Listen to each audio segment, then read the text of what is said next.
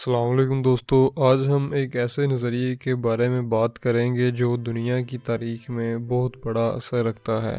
Fascism یہ ایک ایسا پولیٹیکل سسٹم ہے جو اکثر ڈکٹیٹرشپ، نیشنلزم اور وائلنس کے ساتھ جڑا جاتا ہے۔ آپ کو سمپل اور آسان زبان میں سمجھاتا ہوں کہ فاشزم اصل میں ہے کیا اور اس نظریے کی مثالیں ہم کیسے دنیا کے مختلف ملکوں میں دیکھتے ہیں۔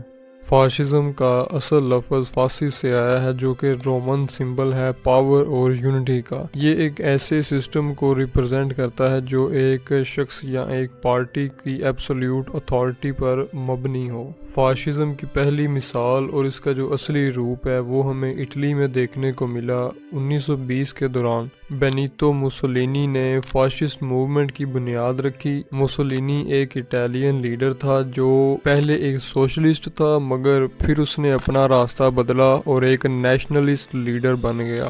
موسولینی نے 1922 میں مارچ آن روم کے ذریعے پاور حاصل کی اور اٹلی کا پرائم منسٹر بن گیا۔ موسولینی کا کہنا تھا everything within the state, nothing outside the state, nothing against the state. اس کا مطلب تھا کہ ہر چیز صرف اسٹیٹ کے لیے ہے اور کسی بھی شخص یا گروپ کے پاس اپنے حقوق نہیں ہیں۔ موسولینی نے ایک ایسے سسٹم کو پروموٹ کیا جو ایک اسٹرانگ لیڈر، ایک یونائٹڈ نیشن پر مبنی تھا۔ جرمنی میں فاشزم، اٹلی کے بعد فاشزم کے سب سے زیادہ مشہور اور خطرناک روپ ہمیں جرمنی میں دیکھنے کو ملتے ہیں۔ اڈولف ہٹلر اور اس کی نازی پارٹی نے 1933 میں جرمنی میں پاور حاصل کی اور یہ فاشزم کی ایک ایڈوانسڈ اور خطرناک صورت تھی۔ ہٹلر نے اپنی کتاب مین کیمپ میں اپنے آئیڈیاز لکھے تھے جو ایک ریسسٹ اور ایکسٹریم آئیڈیالوجی پر مبنی تھے۔ نازی رجیم کے دوران جیوز اور دوسری مائنورٹیز کو ٹارگٹ کیا گیا، ایک اسٹرانگ ملٹری اور پروپیگنڈا سسٹم کا استعمال کیا گیا اور جو سیکنڈ ورلڈ وار کا آغاز ہوا جو 1939 سے 1945 تک چلا۔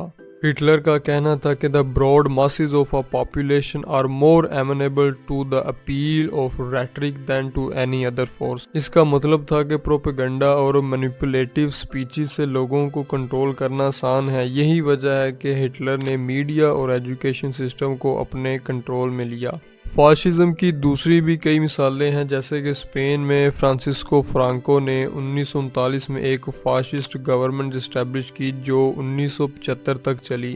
جاپان میں بھی 1930 اور 40 کے دوران ملٹریسٹ اور نیشنلسٹ آئیڈیالوجیز کو پروموٹ کیا گیا۔